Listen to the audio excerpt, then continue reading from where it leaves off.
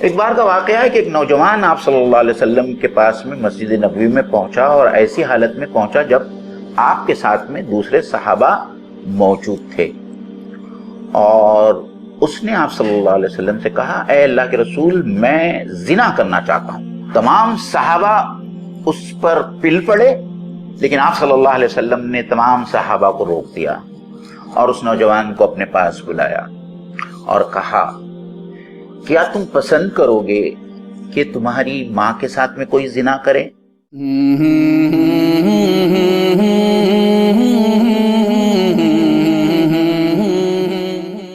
نحمدہ ونصلی علی رسولہ الکریم۔ السلام علیکم ورحمۃ اللہ وبرکاتہ۔ عزیز ناظرین، آپ صلی اللہ علیہ وسلم کا اصلاح کرنے کا طریقہ بڑا پیارا اور بڑا حکیمانہ ہوتا تھا۔ جس کی اصلاح کرنا مقصود ہوتا تھا اس کی اصلاح بھی ہو جاتی تھی، اور اسے پشیمانی اور ندامت بھی نہیں ہوتی تھی۔ ایک روز مسجد نبوی میں ایک بدو آیا۔ اپنے چال ڈھال اور وضاقتہ سے ہی لگتا تھا کہ وہ بہت جاہل، ان پڑھ اور گنوار تھا۔ جماعت قائم ہو چکی تھی۔ وہ مسجد نبوی میں داخل ہوا اور زور سے سلام کیا۔ جب کسی نے اس کے سلام کا جواب نہیں دیا تو اس نے بڑی زور سے چلا کر کہا کہ کیا بات ہے، آپ لوگ میرے سلام کا جواب نہیں دے رہے ہو؟ نماز ختم ہونے کے بعد میں آپ صلی اللہ علیہ وسلم نے اس بدو کو اپنے پاس بلایا اور بہت ہی مشفقانہ انداز میں اس سے کہا کہ دوران نماز گفتگو کرنا منع ہے، اس لیے کسی بھی صحابی نے آپ کے سلام کا جواب نہیں دیا۔ آپ اس بات کا خیال رکھیں کہ نماز کے دوران گفتگو نہیں کی جا سکتی ہے اور نہ ہی سلام کا جواب دیا جا سکتا ہے۔ اس کے فوری بعد روایت میں آتا ہے کہ وہ بدو مسجد نبوی کے ایک کنارے پر گیا اور پیشاب کرنے لگا۔ جیسے ہی صحابہ نے یہ دیکھا، صحابہ دوڑ پڑے اس کی طرف۔ آپ صلی اللہ علیہ وسلم نے آواز دی، ٹھہر جاؤ، اسے اپنی اس اذیت کو دور کر لینے دو۔ جب وہ پیشاب سے فارغ ہوا تو آپ صلی اللہ علیہ وسلم نے اس کو دوبارہ اپنے پاس میں بلایا، صحابہ سے کہا کہ جس جگہ پہ اس نے پیشاب کیا ہے وہاں پانی بہا دے، اور پھر اس بدو کو لے کر آپ صلی اللہ علیہ وسلم نے دوبارہ سمجھایا کہ یہ مسجد اللہ کا گھر ہے، اللہ کی عبادت کے لیے اس کو قائم کیا گیا ہے، یہاں اس قسم کی گندگی نہیں کی جا سکتی، یہاں پیشاب نہیں کی جا سکتی۔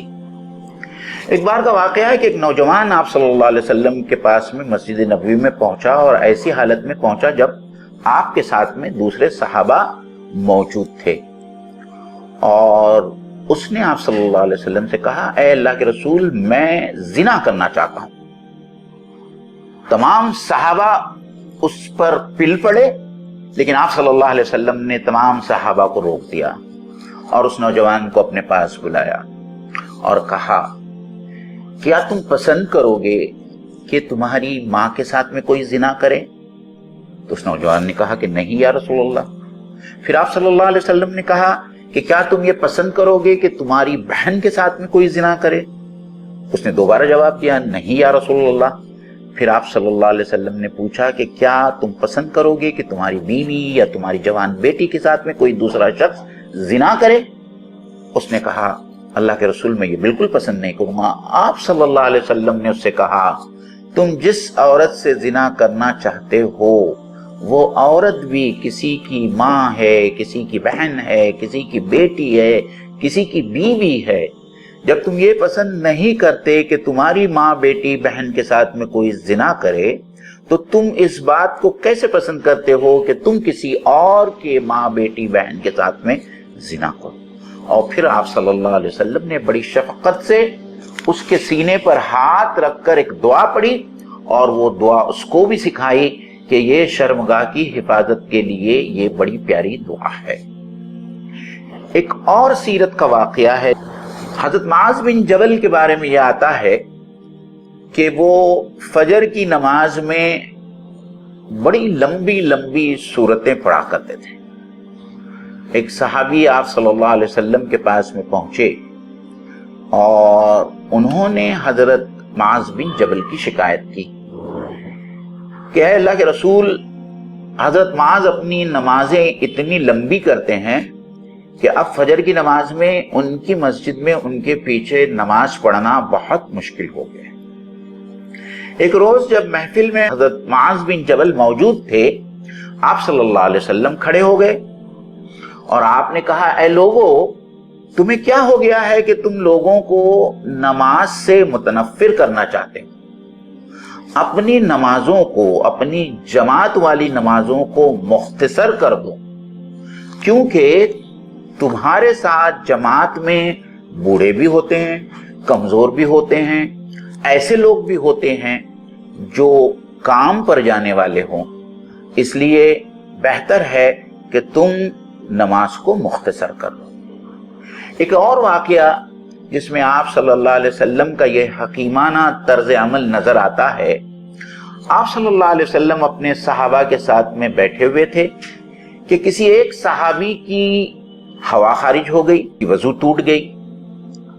یہ بڑا ایمبیرسنگ مومنٹ تھا اس صحابی کے لیے، کیونکہ دوسرے صحابہ نے بھی محسوس کیا کہ کسی نے ریحہ خارج کی ہے۔ آپ صلی اللہ علیہ وسلم نے تمام صحابہ سے کہا کہ تم سب جاؤ اور دوبارہ وضو کر کے واپس میرے پاس میں آؤ۔ اس طریقے سے آپ صلی اللہ علیہ وسلم نے بڑی حکیمانہ انداز میں اس صحابی کو جو ہے شرمندگی اور ندامت اور ایمبیرسمنٹ سے بچا لیا۔ یہ تھا آپ صلی اللہ علیہ وسلم کا طریقہ اصلاح۔ اس میں ہم سب لوگوں کے لیے بہت بڑا درس ہے، بہت بڑا سبق ہے کہ اکثر و بیشتر یہ ہوتا ہے کہ ہم کسی کی اصلاح کرنے جاتے ہیں تو اصلاح کم کرتے ہیں، ریاکاری زیادہ کرتے ہیں، اور جس کی اصلاح کرنا مقصود ہوتی ہے اس کی اصلاح نہیں ہوتی، بلکہ اس کے جذبات کو ہم ٹھیس پہنچاتے ہیں۔ اللہم صلی علی محمد وعلی آل محمد کما صلیت علی ابراہیم وعلی آل ابراہیم انک حمید مجید۔ اللہم بارک علی محمد وعلی آل محمد کما بارکت علی ابراہیم وعلی آل ابراہیم انک حمید مجید۔ صلو علیہ صلو علیہ صلی اللہ علیہ وسلم۔